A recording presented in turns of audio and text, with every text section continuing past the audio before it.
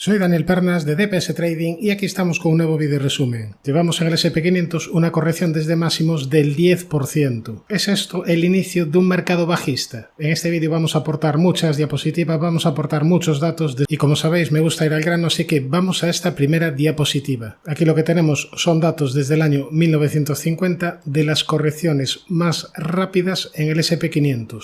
Correcciones de al menos un 10%. La más rápida, como se podía intuir, fue la del coronavirus, con caídas del 10% en 8 días. La segunda más rápida desde 1950 se produjo en el año 2018, con caídas del 10% en 13 días. La siguiente en 1955, la cuarta en 1950, pero ojito al dato porque la quinta caída del 10% más rápida desde el año 1950 se acaba de producir ahora. Se marcaron máximos el 19 de febrero de 2025 y hasta el 11 de marzo, en apenas 20 días, se cayó un 10% en el SP. Bien, Daniel, pero esto a nivel estadístico, ¿qué significa? ¿Qué sucedió en las otras ocasiones? Bueno, pues nos lo dice aquí nuestro amigo Mike Zaccardi. En las 6 caídas más similares tanto en velocidad como en magnitud del SP500, en las otras ocasiones tuvimos ganancias a 3 meses, a 6 meses y a un año vista. Por tanto, aquí no estaríamos ante un mal dato. Ahora nos vamos a la siguiente gráfica, cuya fuente es Goldman Sachs, y aquí lo que nos muestra es la media de rentabilidad en el SP500 después de las 21 correcciones de al menos un 10% desde 1980. Es decir, desde 1980 se produjeron al menos 21 correcciones de un 10%, y aquí lo que vamos a ver es qué rentabilidades se produjeron a un mes, a 3 meses vista, a 6 meses y a un año vista. Aquí, si te fijas, diferencia en dos escenarios: que se produzca recesión y que finalmente no haya recesión. Cuando se produce recesión, los datos no son tan positivos. A un mes tenemos caídas de media de un 2%, a 3 meses estaríamos planos, aunque a 6 meses ya tenemos rentabilidades positivas del 4%, y a un año vista tendríamos rentabilidades en el entorno del 0,5%. Ahora, en caso de que no se produzca recesión, aquí ya tendríamos rentabilidades más jugosas. Fíjate que, por ejemplo, a 6 meses la rentabilidad media sería del 9% aproximadamente, y a un año vista pues sería prácticamente de un 12%. Por tanto, en anteriores correcciones del 10% desde 1980, a un año vista la rentabilidad es positiva y sobre todo es positiva si finalmente no se produce recesión. ¿Y qué probabilidades hay de que se produzca recesión? Bueno, pues en las 21 ocasiones anteriores, únicamente en 7, es decir, únicamente en el 33% de las ocasiones tuvimos recesión. Ahora, la siguiente diapositiva también me parece muy interesante. En este caso, la fuente es Carson Investment Research, y aquí lo que tenemos son datos desde el año 1950 de los mercados bajistas en el SP500. Mercados bajistas definidos con caídas de al menos un 20%. Desde 1950 tenemos 11 mercados bajistas en el SP de al menos caídas de un 20%, y estas caídas del 20% normalmente suelen estar un poquito espaciadas en el tiempo. Aquí en esta columna lo que nos muestra es la diferencia en tiempo de los inicios de mercado bajista. De media hay 6 años y medio, 7 entre un mercado bajista y el siguiente. ¿Y esto por qué es importante? Bueno, porque si te fijas, en esta década ya llevamos 2 caídas importantes.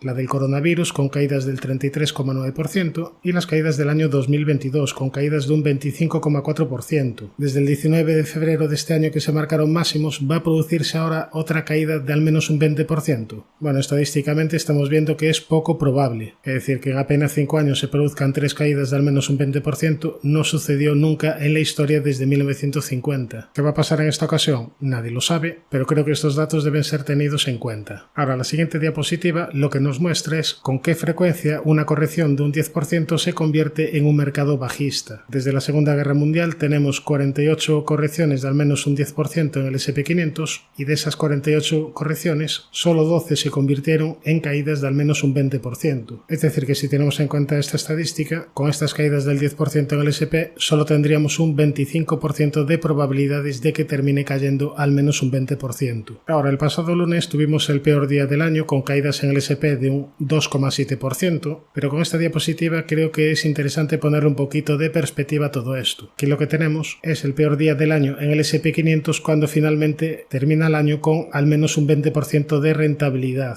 Tenemos, por ejemplo, el año 1954 con el peor día del año con una rentabilidad de un menos 2,2%, sin embargo, la rentabilidad total del año se situó en 45%. En 1958 el peor día fue de un menos 2,6% con una rentabilidad al final de año de un 38%, o por ejemplo, fíjate, 1989 con el peor día del año de un menos 6,1%, sin embargo la rentabilidad a final de año fue de un 27,3%. Bueno, tenemos múltiples ejemplos en años anteriores. Con esto lo que quiere decir es que aunque tengamos un día muy malo, aunque tengamos un día con fuertes caídas, eso no quiere significar sí o sí que el año vaya a terminar malo. De hecho, tenemos aquí múltiples ejemplos de lo contrario. Ojo, que tampoco estoy diciendo lo contrario. No quiere decir que por tener un día muy malo vayamos a tener grandes rentabilidades. Creo que se entiende la diferencia, ¿no? Bien, vamos a la siguiente diapositiva. Aquí lo que tenemos es el comportamiento del S&P500 en los últimos 20 años. Tenemos el comportamiento medio, con unos 3 primeros meses del año un tanto dubitativos, pero a partir de ahí una buena recuperación para terminar el año con un 9,72% de rentabilidad media. Ahora mismo estaríamos por aquí y si tenemos en cuenta estadísticas de los últimos 20 años, se suelen marcar mínimos en marzo, en concreto el 12 de marzo. Aquí estamos hablando de medias, no quiere decir que esta semana hayamos marcados ya mínimos, pero bueno, estadísticas son estadísticas y las tendencias suelen repetirse en cierta medida. Lo que quiere decir es que aunque hayamos empezado con 3 meses un tanto dubitativos, eso no quiere decir nada. De hecho, en los últimos 20 años hemos iniciado de media así y al final tenemos rentabilidades positivas de aquí a final de año. Ahora, esta siguiente diapositiva creo que va a dar mucho que hablar. La fuente es Carson Investment Research y aquí lo que tenemos son datos en el S&P500 desde el año 2000. Tenemos datos por un lado de la rentabilidad a final de año y por otro lado datos de la rentabilidad a final de año en caso de haber perdido los 10 mejores días del año. Aquí, bajo mi punto de vista, habría que hacer dos lecturas. La primera de ellas es bastante evidente y salta a la vista. Si te pierdes los 10 mejores días del año, tu rentabilidad se ve muy lastrada. Fíjate, por ejemplo, que el año pasado tuvimos rentabilidades en el S&P500 de un 23,3%. Sin embargo, si tuvieses perdido los 10 mejores días del año, la rentabilidad apenas habría sido de un 3,7%. De manera similar pasó el año anterior. En 2023 la rentabilidad en el S&P500 fue de un 24,2%, pero si tuvieses perdido los 10 mejores días del año, la rentabilidad apenas habría sido de un 3,5%. Y así sucesivamente podríamos ver 1000 ejemplos desde el año 2000, donde si te pierdes los 10 mejores días del año, tu rentabilidad se va al lastre. Por tanto, primera lectura, es peligroso quedarse fuera del mercado porque si te pierdes estos 10 mejores días del año, es bastante complicado que tengas un buen retorno. Pero ojito también con la segunda lectura, y es que esta gráfica la suelen utilizar para criticar el market timing. La suelen utilizar para decir que lo mejor es siempre estar invertido. Pero esto es, bajo mi punto de vista, un poco tramposo. Y es que aquí no estamos viendo, y de verdad me gustaría ver las estadísticas de qué rentabilidades obtendríamos en caso de perder los 10 peores días del año. Así sí podríamos comparar peras con peras o manzanas con manzanas. Y es que, bajo mi opinión, no se puede hablar solo de perder los 10 mejores días del año, porque precisamente si haces market timing, precisamente lo que quieres con el market timing es perderte los 10 peores días del año, con riesgo de perderte también días positivos. Por eso digo que esta estadística es un poquito tramposa. Bien, ¿y entonces qué hacemos? Soy de la opinión de que en general hay que estar invertidos porque a largo plazo la bolsa sube, pero dicho esto, sí hay ciertos momentos de mercado donde hay riesgo bastante importante de caídas y cuando hay opciones importantes de caídas, quizás ahí sí es momento de bajar un poquito la exposición al mercado, bajar un poquito al riesgo, para así también tener más gasolina en caso de que se produzcan estas caídas. Bien, continuamos. En este caso vamos con una estadística del Russell 2000 y es que recientemente se confirmó una racha de 6 semanas consecutivas perdedoras en el Russell 2000 y si nos vamos a ver las últimas veces que sucedió esto, tenemos aquí datos desde el año 2002. A 6 meses vista la rentabilidad media se sitúa en un 8,8% y a un año vista la rentabilidad media se sitúa en un 17,3%, rentabilidad bastante jugosa. Es decir, que el Russell 2000 lleve 6 semanas consecutivas perdedoras, para largo plazo suele dar buena rentabilidad.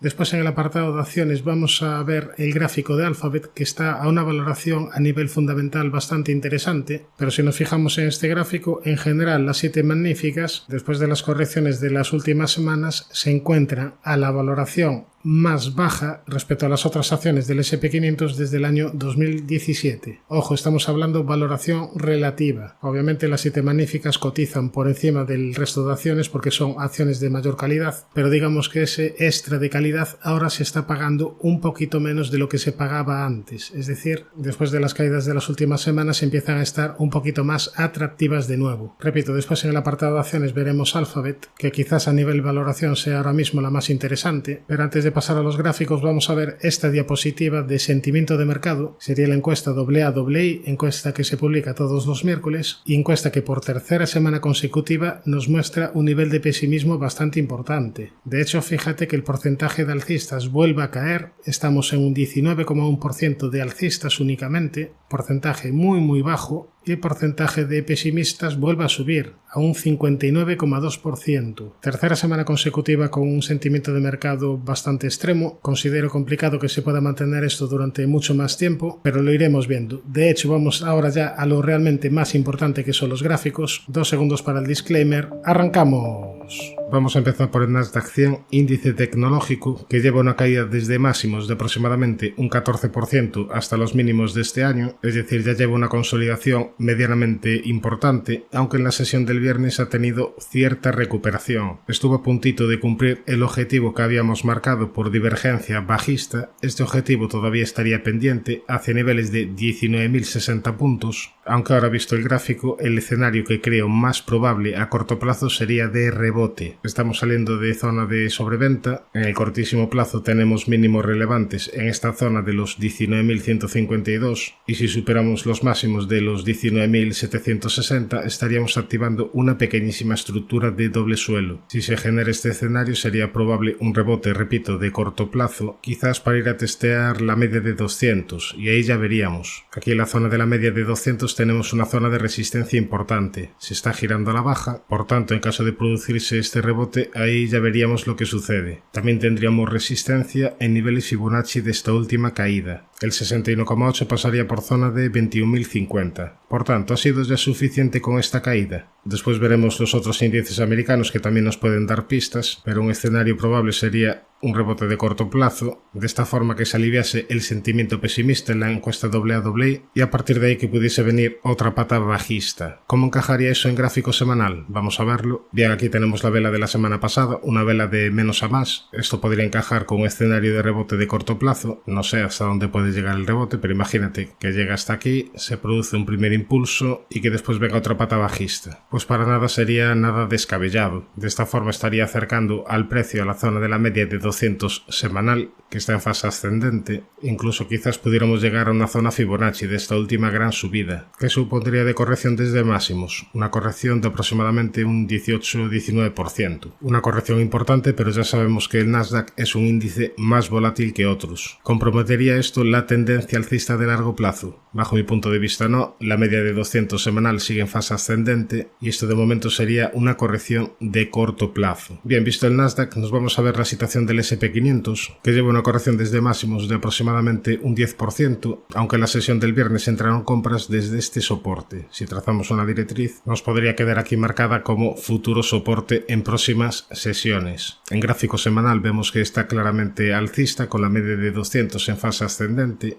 y si nos vamos a gráfico diario, aquí es donde tendríamos el pequeño problema. Decíamos que había hecho techo de corto plazo en esta zona sombreada amarilla y tras perder estos mínimos activó una estructura bajista, estructura por doble techo con divergencia. El objetivo sería llegar a zona de 5.440 puntos. Este objetivo todavía estaría pendiente, aunque tras la sesión del viernes, que fue la mejor del año, todo apuntaría a una continuidad del rebote de cortísimo plazo. ¿Hasta dónde? Quizás para ir a testear la zona de antiguos mínimos, es decir, zona de 5.773, o quizás para ir a testear la zona de la media. En todo caso sería un rebote de cortísimo plazo, después veríamos si todavía le quedaría una segunda pata bajista. Si nos vamos al Dow Jones, el otro índice americano, aquí recordamos que para medio y largo plazo tiene todavía pendiente un gran objetivo por segundo impulso hacia zona de 47.250, aunque a corto plazo hay que tener precaución. ¿Por qué? Bueno, aquí la estructura es bastante clara. Tras perder esta zona de mínimos ha activado una estructura de doble techo. ¿Cuál sería el objetivo? Bueno, pues medimos y proyectamos y nos daría un objetivo aproximado hacia zona de 38.820. ¿Qué supondría esto? Supondría una corrección aproximadamente de un 50% de este último tramo de subida. Es decir, sería una corrección bastante normal. Ahora, ¿qué niveles a tener en cuenta? Bueno, primera zona de soporte, vamos a extender esta directriz y nos saldría una directriz que viene uniendo mínimos, al igual que en el SP. En cuanto a resistencias, la primera zona de posible resistencia sería esta zona de antiguos mínimos, es decir, zona en el entorno de los 41.900. Después también tendría resistencia en la zona de la media y en niveles Fibonacci de esta última caída. Tenemos, por tanto, tanto 3 índices americanos con todavía objetivos pendientes bajistas de corto plazo. En el Dow Jones todavía le quedaría más recorrido que en el Nasdaq o que en el S&P 500, por tanto quizás a cortísimo plazo venga un pequeño rebote, pero tenemos todavía riesgo de que posteriormente vengan más caídas de corto plazo. Para medio y largo plazo, bueno, pues tenemos aquí el gráfico semanal del Dow Jones. Ya hemos dicho que tiene todavía pendiente objetivo por segundo impulso alcista, y para largo plazo, aunque se cumple el objetivo por doble techo, vemos que la media de 200 semanal sigue en fase ascendente. Ahí tenemos soporte importante, y también tenemos soporte en la directriz alcista principal, que viene uniendo mínimos. Respecto al Russell 2000, índice de empresas de pequeña y mediana capitalización,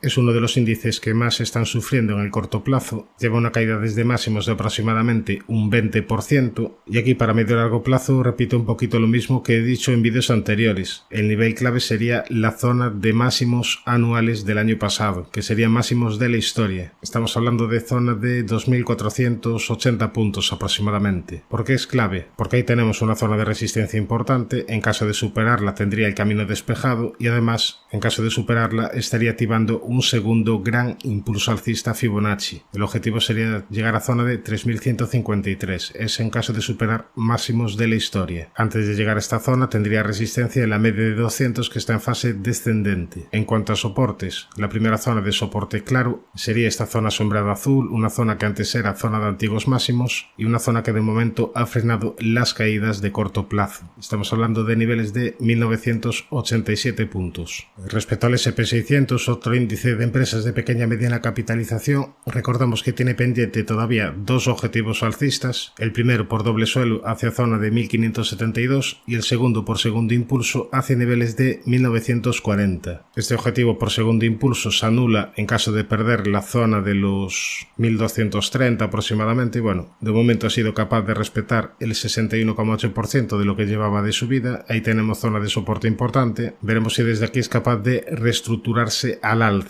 Tendría primera zona de resistencia importante, zona de 1364, y zona de la media que se está girando a la baja. El otro objetivo, en este caso por doble suelo, se anularía en caso de perder la zona de soporte importante de medio y largo plazo, es decir, la zona de soporte de los 1057 puntos. Nos vamos ya para Europa, vamos a empezar por el DAX, un DAX que sigue bastante fuerte. De momento ha sido capaz de respetar la zona de soporte de corto plazo que marcamos, es decir, zona de los 22.220, y como única zona de resistencia tendríamos niveles de 23.476. Si nos vamos al Eurostoxx, ya habíamos dicho en vídeos anteriores que había cumplido los objetivos que habíamos propuesto por segundo impulso y por triángulo simétrico roto al alza, y bueno, a partir de ahí ahora está teniendo ciertas dificultades. Estamos en una zona de resistencia importante de medio y largo plazo, zona de resistencia de máximos de la historia. En cuanto a soportes, vigilaría los 5.294 y después la media de 200, que está en fase ascendente. Nos vamos ya al IBEX, índice español, donde aquí estamos midiendo esta última subida como un posible primer impulso. De momento la corrección no llegó ni siquiera al 38,2% Fibonacci, por tanto niveles de soportes de corto plazo, zonas Fibonacci y media de 200. Y en cuanto a resistencias, yo vigilaría los máximos anuales, zona de 13.446. Respecto al CAC, índice francés, aquí recordamos que para medio y largo plazo tiene todavía dos objetivos pendientes, objetivo por segundo impulso hacia niveles de 9.280 aproximadamente, y objetivo de este rectángulo roto al alza hacia niveles de 9.760 puntos. Dicho esto, en el corto plazo ha frenado las subidas en una zona de resistencia importante, esta zona sombreada amarilla. Estamos hablando de niveles de 8.259, superar esta zona sería importante para ver más subidas. Y en cuanto a soportes, yo vigilaría esta otra zona en el entorno de los 7.800, también tendría soporte en la media de 200 diaria, que está en fase ascendente, y en este hueco alcista. Nos vamos al MIB, índice italiano, que continúa bastante fuerte después de este último tramo impulsivo. Tiene primera zona de soporte estos mínimos en el entorno de los 37.520 y después soporte en la media de 200 diaria. Primera zona de resistencia los 39.252 puntos. Respecto al Nikkei, aquí todavía tenemos pendiente un objetivo bajista por rectángulo. El objetivo sería llegar a zona de 35.520. En cuanto a niveles a vigilar, vigilaría como zona de soporte los mínimos de esta vela con sombra inferior alargada, es decir, los 35.987. Y como zona de resistencia, este hueco bajista, la zona de antiguos mínimos, es decir, zona de los 37.740. Y también resistencia en la media de 200 que se está girando a la baja. Nos vamos a ver el aspecto del VIX, índice de volatilidad, un VIX que ha tenido caídas desde la zona de resistencia que marcamos, es decir, desde esta zona sombreada. Esto ha sido positivo para las bolsas esta semana, ya que lo interesante, si nos vamos a gráfico semanal, es la vela semanal que nos ha dejado, una vela que invita a pensar en posibles bajadas de volatilidad en próximas sesiones. Si se producen estas bajadas de volatilidad, eso favorecería el rebote a cortísimo plazo en las bolsas. Si nos vamos a gráfico diario, en caso de producirse estas caídas de volatilidad, después podría encontrar soporte en la media de 200 y también tendría soporte en los 14.51. En el apartado de acciones, lo prometido es deuda. Vamos a empezar por Alphabet, una compañía que está bastante interesante a nivel de valoración. La verdad es que está bastante apetitosa. Quien utiliza análisis fundamental pues estará viendo ahora mismo con bastantes buenos ojos a Alphabet. Probablemente de las magníficas es la que esté a una mejor valoración. Y a nivel técnico vamos a ver ahora la situación, pero antes quiero aprovechar para agradecer a todos el seguimiento que ha tenido el último vídeo resumen, con más de 6.000 visitas. Muchas gracias, porque por eso hacemos los vídeos. Y bueno, si todavía no me sigues y te está gustando este vídeo, suscríbete para no perderte los siguientes. Esta próxima semana probablemente suba una actualización de todas las magníficas y probablemente también suba un repaso a todas las acciones del IBEX. Vamos a ver si me da tiempo a todo ello. Bien, dicho esto, vamos ya al grano. Vamos a ver el gráfico de Alphabet, un gráfico donde en vídeos anteriores te decía que tenía una zona de soporte muy importante de medio a largo plazo en esta zona sombreada, zona en el entorno de los $151 y zona en el entorno de la media de 200 semanal, una media que está en fase ascendente. En caso de producirse esa segunda pata bajista en índices y en caso de llegar Alphabet hasta esta zona es muy interesante para vigilar compras. Después, como digo siempre, ya depende de tu método de inversión. Si es un método que compra en soportes, pues esta zona de soporte es muy importante. Si es un método que necesita que se active alguna estructura alcista, pues sería una zona interesante para vigilar. Bien, si nos vamos a gráfico diario, aquí Alphabet dio señales de debilidad tras la aparición de este hueco bajista. A partir de ahí,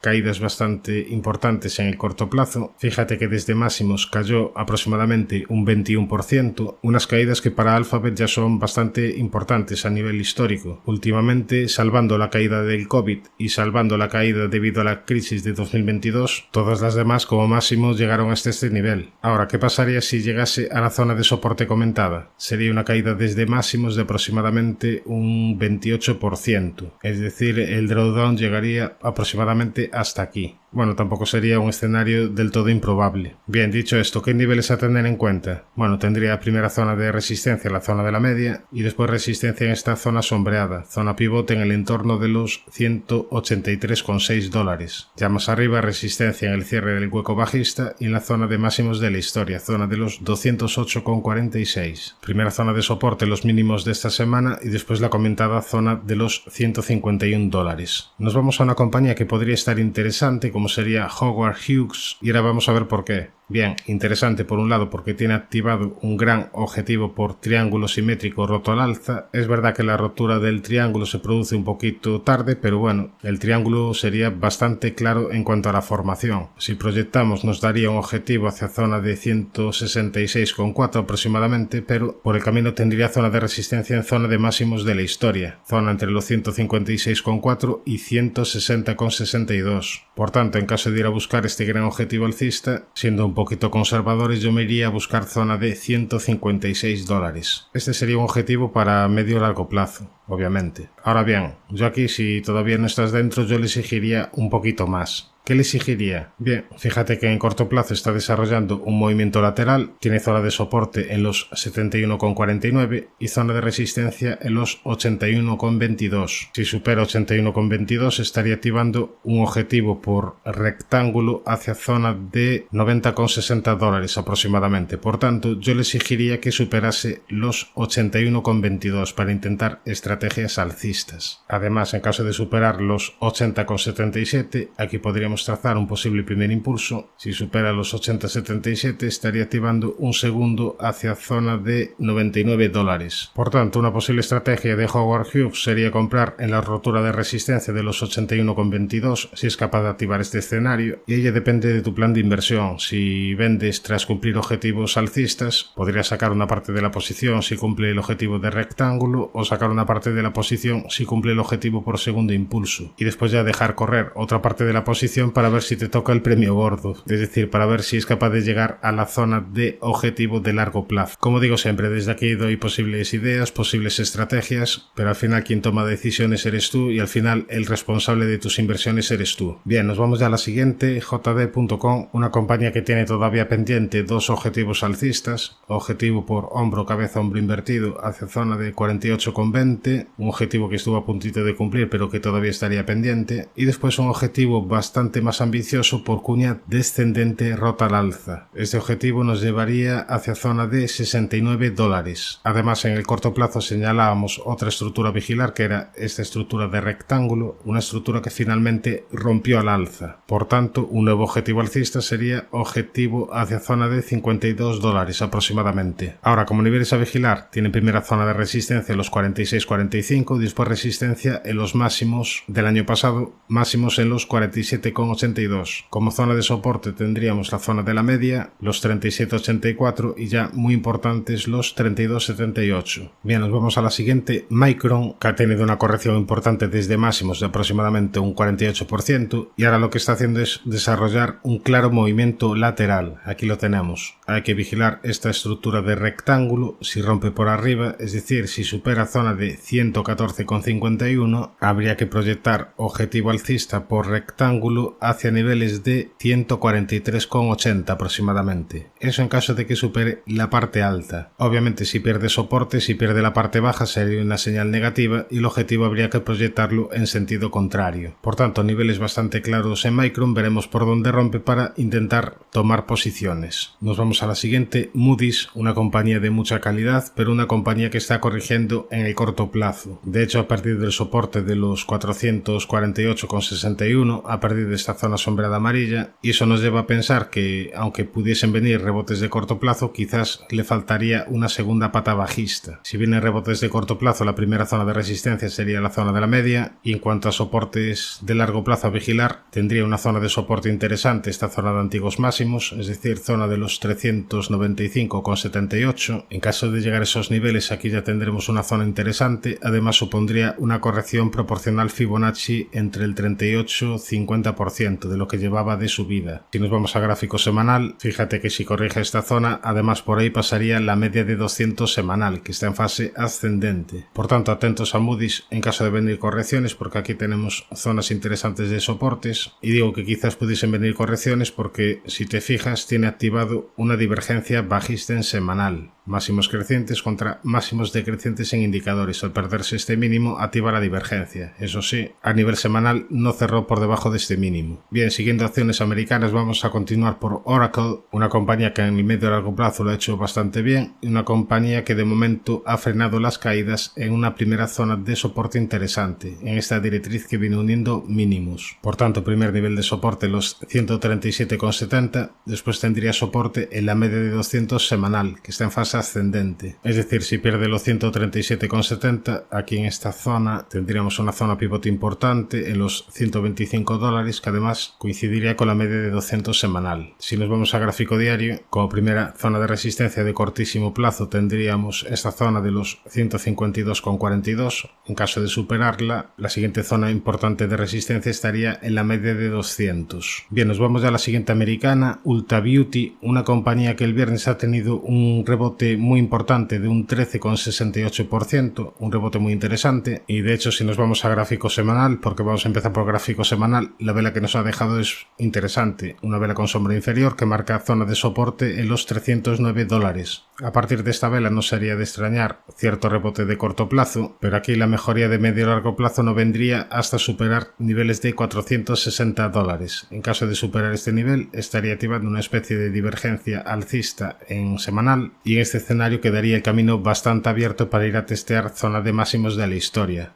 Zona de resistencia en los 574,76. Esto en cuanto a gráfico semanal. Si nos vamos a gráfico diario, aquí fíjate que en el pasado tenía una zona de soporte importante en esta zona de los 330,80, perdió ligeramente este nivel y a partir de ahí vino un rebote importante y ahora quizás podamos tener lo mismo, es decir, trampa bajista, pérdida del soporte de los 318,17 y a partir de ahí recuperación fuerte. En el anterior caso con este hueco alcista y en este caso con una vela interesante en semanal. A partir de aquí, lo más probable, bueno, a corto plazo veo bastante probable al menos ir a testear la zona de la media de 200 diaria y después de ello pues yo estaría pendiente de niveles Fibonacci de esta última caída. Tiene zona de resistencia en este hueco bajista y en el 61,8 que pasaría por niveles de $403. Ya para medio y largo plazo, resistencia importante en los 460. Bien, nos vamos a la siguiente, nos vamos a ver la situación de Puma. Una Puma que está bastante débil. De hecho, esta semana nos ha dejado una nueva señal preocupante, nos ha dejado un nuevo hueco bajista que se suma a este otro anterior y que se suma a otra señal bajista producida tras la pérdida de este soporte. Aquí tenemos una cuña descendente, una cuña que normalmente rompe al alza, pero en este escenario, en vez de romper al alza, rompió por abajo. Si tenemos en cuenta este objetivo, nos daría un objetivo hacia niveles de 7,40 euros. Por tanto, mucha precaución en Puma, está cayendo a plomo, nos ha dejado varios huecos bajistas, tiene la zona de la media en fase claramente descendente y si nos vamos a gráfico semanal, pues también tiene la zona de la media en fase descendente y cayendo de manera bastante vertical.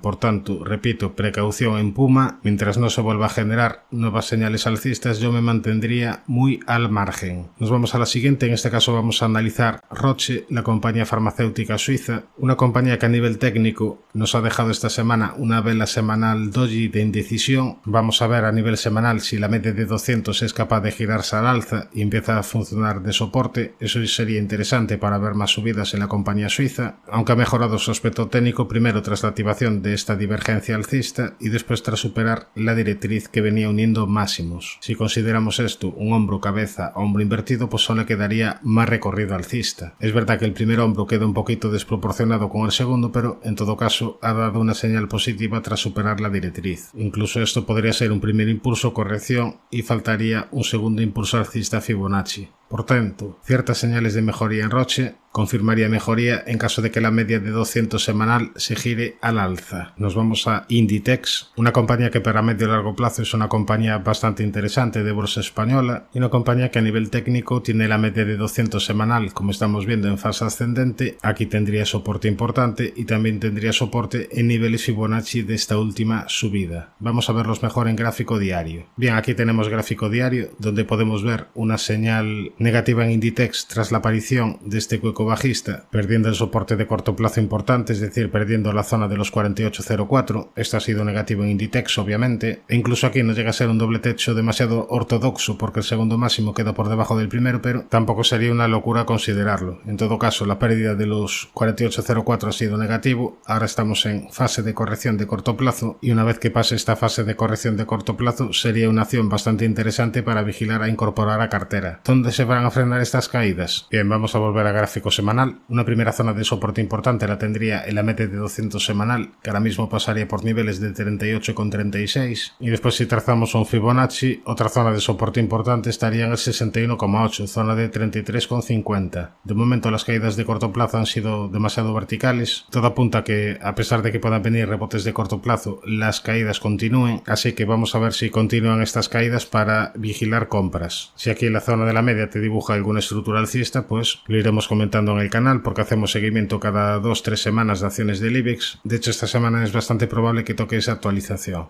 Ahora sí, nos vamos a la siguiente, Novo Nordisk. Un Novo Nordisk que lleva desde máximos una caída de aproximadamente un 50%, unas caídas bastante duras. Aquí tenemos el gráfico en coronas danesas. Si trazamos un Fibonacci de mínimos a máximos, nos saldría una zona de soporte importante en el entorno de los 460 coronas danesas. Y si nos vamos a gráfico diario, vemos que la media de 200 sigue en fase descendente y vemos que tiene una zona de resistencia importante en este entorno de los 675,2. ¿Cuándo mejoraría el gráfico en Novo Nordisk? En caso de superar los 675,2 y en caso de que la media de 200 pase de estar en fase descendente a girarse al alza. Mientras tanto, yo seguiría esperando, no tendría prisa. De momento estamos en fase correctiva, realizando máximos y mínimos decrecientes, pero hay que estar atentos porque es una compañía interesante y tenemos los niveles bastante claros a vigilar. En cuanto al oro, que hace tiempo que no lo vemos, aquí tenemos el gráfico, bastante fuerte el oro, realizando mínimos y máximos crecientes, y aquí con un soporte importante de corto plazo en esta zona, en los 2832,60. ¿Por qué digo que es soporte importante? Porque en caso de perderlo estaría activando una divergencia bajista. Si pierde este soporte sería bastante probable ir a testear la media de 200 diaria, que está en fase ascendente. Respecto a la plata, el viernes nos ha dejado una vela de indecisión que marca cierta resistencia en los 34,08 y después resistencia en los 34,87. En cuanto a soportes, vigilaría la zona de la media y los 30,81. En cuanto a Bitcoin, tiene cierta zona de soporte en este entorno de los 76.600, aunque recordamos que tiene todavía pendiente un objetivo bajista, objetivo por rectángulo hacia niveles de 73.400 aproximadamente. Ya en caso de cumplir el objetivo, veríamos si desde esta zona de antiguos máximos es capaz de nuevo de reestructurarse al alza. En cuanto a Ethereum, sigue bastante débil, ha perdido con claridad la zona de soporte de los 2151 y eso a nivel técnico nos llevaría a proyectar un objetivo por doble techo hacia niveles de 300 aproximadamente.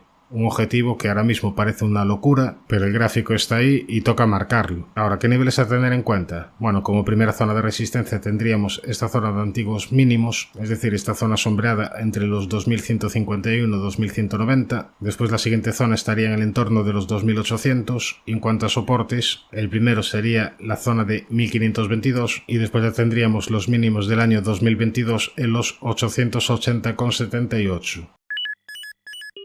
Suscríbete al canal si te ha gustado toda esta información y no te olvides de activar la campana para no perderte los siguientes contenidos. Un saludo, mucha precaución y buenas inversiones.